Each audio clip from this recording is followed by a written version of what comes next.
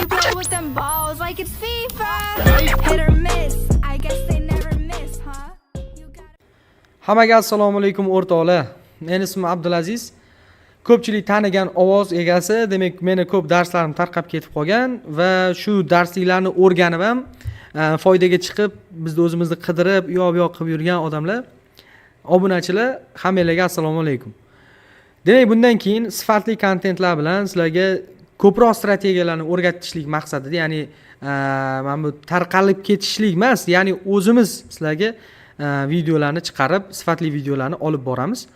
Bugungi birinchi darsimizda demak sizlar bilan CPI yangiligidan keyin ishlash haqida o'rganamiz. O'zi CPI da ishlash bo'yicha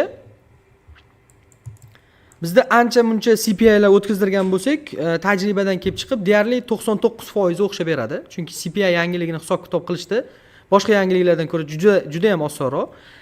Endi u qismiga keladigan bo'lsak, o'zi yangilik qaysi tomonga harakatlanishini analiz qilishga keladigan bo'lsak, u endi alohida narsa. Buni biz o'zimizda demak darsliklarimizda o'rganishinglar mumkin bo'ladi. Ya'ni onlayn kursimiz bor. Onlayn kursga yozilib, bemalol 2 oy davomida to'liq kursda natijaga chiqadigan darajada fundamental, texnik hamma tomonlama analiz qilishni o'rgansanglar bo'ladi. Onlayn kurs bo'yicha ma'lumot olmoqchi bo'lsanglar, pastda demak adminning lichkasini qoldiraman, Telegram lichkasini. Yozsanglar, xudo xolisa tushuntirib berishadi. Bugungi demak tushuntirib bermoqchi bo'lgan sodda strategiya ham CPI yangiligi o'tib bo'lgandan keyin keyingi svechadan qanaqa harakatlanishligini tushuntirib bermoqchiman. E'tibor beringlar, mana bu o'tgan swech demak CPI'miz, mana bu holatda ko'k rangdagi svechada CPI chiqqan. Bitta narsani eslatib o'tmoqchiman. Hozirgi kunda sessiyalar 1 soatdan surilgan. Ya'ni Amerika sessiyasi hozirda 17 da boshlanmaydi, 18:00 da boshlanadi va 18:30 da kuchli yangiliklar chiqadi.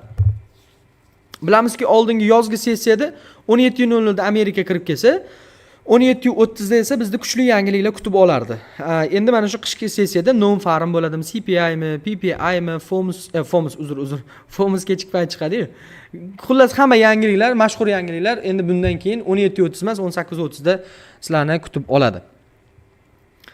Ushbu tushuntirib o'tmoqchi bo'lgan yangilikdan keyin ishlashga strategiyamiz aynan CPI yangiligidan keyin biz svechani yopilishligini kutamiz. Ya'ni e'tibor beringlar, bizning svechamiz mana bu 18:00 da shakllangan.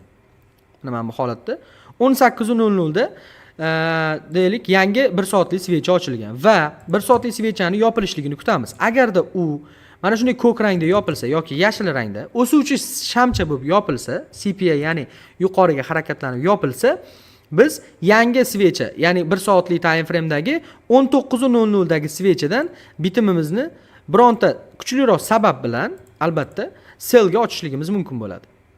Faqatgina pastga qarab biz 50 pips qulashligini kutishimiz mumkin.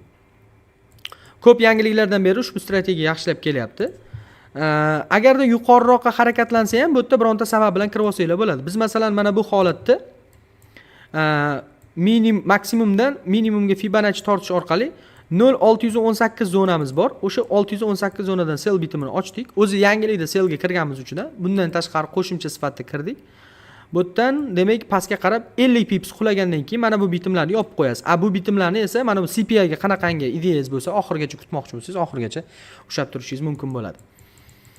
O'tgan CPI haqida aytib o'tmoqchiman. O'tgan CPI dagi svecha ham hozir ko'rishinglar mumkin. Bu yerda ham svechamiz yuqoriga harakatlanuvchi svecha bo'lgan. Demak, rangi yashil bo'lib yopilyapti. Keyingi svechada 7 dagi emas, bu yerda endi 6 dagi, chunki u paytda CPI 17:30 da chiqqan. Demak, mana shu 17:00 dagi svecha ko'k yopilsa, sellga bitim ochamiz 6 dagi svechadan 94 pips tushib berishligini ko'rishimiz mumkin. O'zi 50 pips tushib bersa, strategiya o'zini oqlagan bo'ladi. Agarda mabodo bironta CPI da svecha agar pastga qarab yopilsa, ya'ni qizil rangda yopilsa, bu holatda yangi svechadan siz yuqoriga bitim ochishingiz mumkin. 50 pips hisobida. Ya'ni bu yerda ham agarda orqaga atkat berib qolsa, ya'ni ochilishi bilan pastga harakatlanib qolsa, bironta mana shu o'zi mana shu CPI shamchasidan oldiroqqa, demak, qanaqadir kichkinaroq time frame'da bironta zonalar bo'lishi mumkin. O'shdan kirib ketsangiz, risk qilsangiz bo'ladi. Chunki ancha-buncha CPI da to'g'ri ishlab berayotgan strategiyalardan bittasi. Xudo xolasa o'rtoqlar, bundan keyin o'zimizda YouTube kanalimizda, undan tashqari Telegram kanalimizda batafsil strategiyalarni o'rgatib boramiz. Agarda sizlarga qiziq bo'ladigan bo'lsa, bemalol YouTube'ga obuna bo'lib qo'ysanglar bo'ladi. Undan tashqari o'rtoqlar, yana bir marta aytaman, onlayn kursimizga yozilsanglar bo'ladi. Uni ham adminini qo'yib qo'yaman. Hammaga rahmat, kommentariyada o'z fikringizni qoldiringlar. Bundan keyin sifatli demak kontentlar sizlarni kutib turibdi. Hammaga rahmat.